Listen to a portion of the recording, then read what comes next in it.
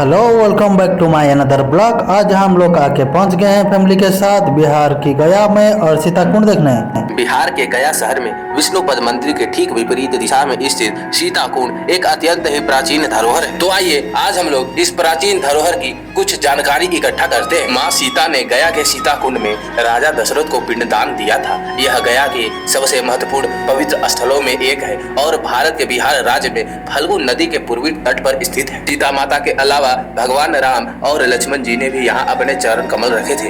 हालांकि अन्य स्थानों पर भी सीताकुंड है, जैसे कि बिहार के मुंगेर में, लेकिन गया में सीताकुंड का अपना एक अनूठा व्यक्तित्व है। यहाँ फल्गु नदी के किनारे रेत के नीचे गुप्त गंगा बहती है। गुप्त गंगा के पवित्र जल को अपने नंगे हाथों से रेत में एक छोटा सा छेद करके देखा जा सकता है। सीता माँ की मूर्ति और राजा दशरथ के हाथ से पिंड स्वीकार करते हुए सीताकुंड ऐतिहासिक मंदिर में पाए जा सकते हैं। राजा दशरथ ने एक पिंड को पकड़ रखा है और बाकी दो पिंडों को बगल में रखा हुआ है। जैसे ही आप फल्गु नदी तट पर घाट के मुख्य द्वार में प्रवेश करते हैं, मंदिर आपके बाईं ओर है। गया में वह पवित्र स्थान जहां सीता देवी ने राजा दशरथ को पिंडदान दिया था, सीताकुंड के नाम से जाना जाता है। राजा दशरथ के लिए पिंडदान करने के लिए भगवान राम और सीता माँ ने गया की यात्रा की। जिस क्षेत्र में सीताकुंड स्थित है वह उस समय जंगल था। पिंडदान करने के लिए आवश्यक आपूर्ति प्राप्त करने के लिए भगवान राम ने फल्गु नदी को पार किया। उस दौरान सीता माँ ने स्नान किया,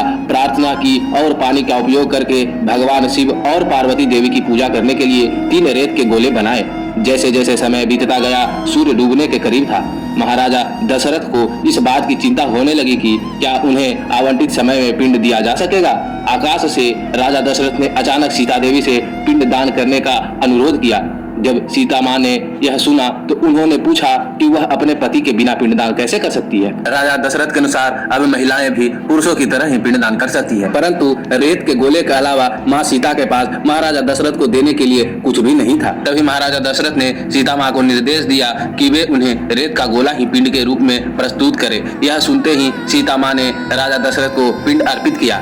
सीता देवी द्वारा दी गई भेंट को जमीन से निकले 2 हाथों ने स्वीकार किया। देवी सीता ने वर्णन किया कि जब भगवान राम दूर थे तब क्या हुआ था और जब वह वापस आए तो उन्होंने राजा दशरथ को कैसे पिंड दिया था। जब भगवान राम को यह पता चला तो उन्होंने इसे प्रमाणित करने वाले गवाहों की मांग की और यहीं पे फल्गु नदी को सीता देवी का श्राप मिला।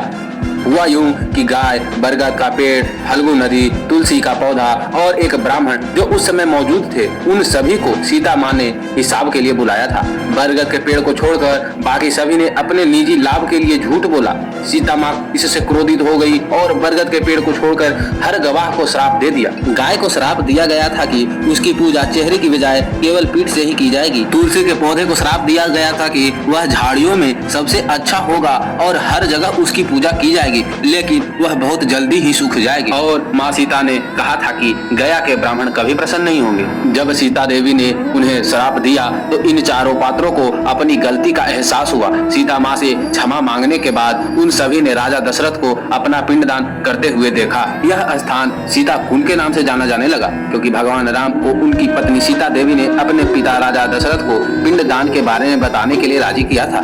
सीता देवी के श्राप के कारण फल्गु नदी बरसात के मौसम के अलावा कभी कदार ही बहती है। एक अन्य कथा के अनुसार राम और लक्ष्मण के साथ 14 वर्ष के लिए वनवास को जाते हुए सीता माता ने इसी कुंड में स्नान किया था और इस वजह से इसका नाम सीताकुंड पड़ा।